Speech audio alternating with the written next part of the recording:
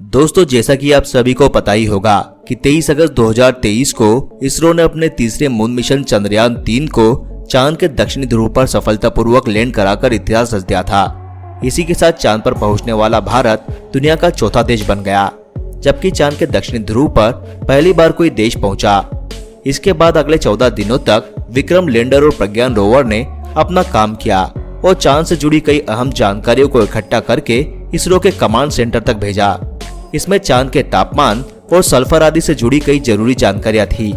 वहीं जब इस महीने की शुरुआत में चांद पर रात हो गई तो विक्रम लैंडर और प्रज्ञान रोवर को स्लीप मोड में डाल दिया गया था। लेकिन 14 दिनों के बाद चांद के दक्षिणी ध्रुव पर फिर से रोशनी आने लगी।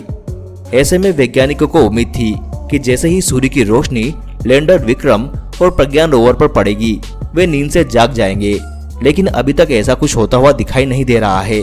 हालांकि इसरो के वैज्ञानिक लगातार उनसे संपर्क करने की कोशिश कर रहे हैं।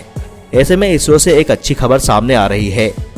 बता दें, चंद्रयान 3 के विक्रम लैंडर और प्रज्ञान रोवर को जब सुलाया गया था तब उनके कुछ सर्किट को जागते रहने के निर्देश दिए गए थे ताकि वो इसरो का 22 सितंबर को भेजे जाने वाले मैसेज को रिसीव कर ले। इसरो इनसे लगातार संपर्क कर रहा है, लेकिन विक्रम या प्रज्ञान की तरफ से किसी भी तरह की कोई प्रतिक्रिया नहीं आ रही है। लेकिन अब ISRO chief doctor S Somnath ने कहा है कि हमें परेशान होने की जरूरत नहीं है।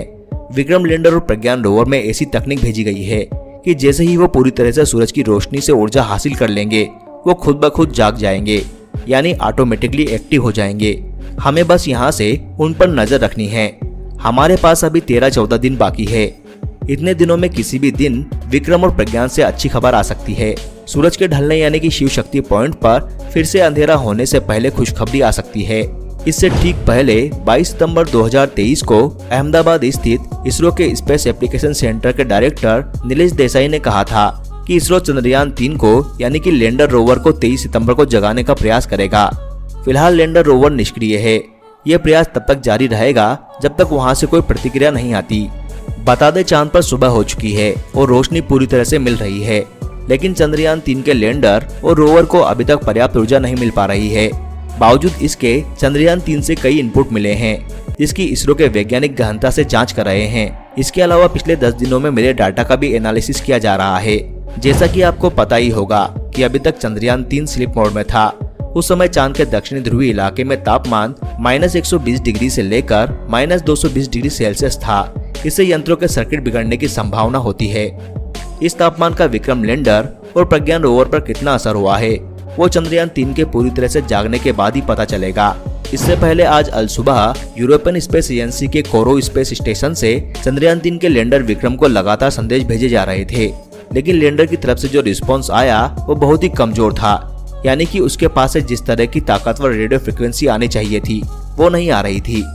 इससे पहले यूरोपियन स्पेस एजेंसी ने ट्वीट किया था कि चंद्रयान 3 कोरो से संपर्क में आ गया है और अपनी सही फ्रिक्वेंसी पर संदेश भेज रहा है। चंद्रयान लगातार ऑन ऑफ सिग्नल दे रहा है। चांद से आ रहे सिग्नल कभी स्थिर है, कभी उछल रहे हैं, कभी एकदम गिरे जा रहे हैं, जबकि कोरो से भेजा गया सिग्नल स्थिर है। आपको बता दें कि विक्रम लैंडर चांद के दक्षिणी ध्रुव पर जिस जगह पर है वहां पर सूरज की रोशनी 13 डिग्री पर पड़ रही है। इस एंगल की शुरुआत 0 डिग्री से शुरू होकर 13 पर खत्म हो गई, यानी सूरज की रोशनी विक्रम लैंडर और प्रज्ञान रोवर पर टेढ़ी पड़ रही है। 6 से 9 डिग्री एंगल पर सूरज की रोशनी इतनी ऊर्जा देने में सक्षम होती है कि विक्रम लैंडर नींद से जाग जाए।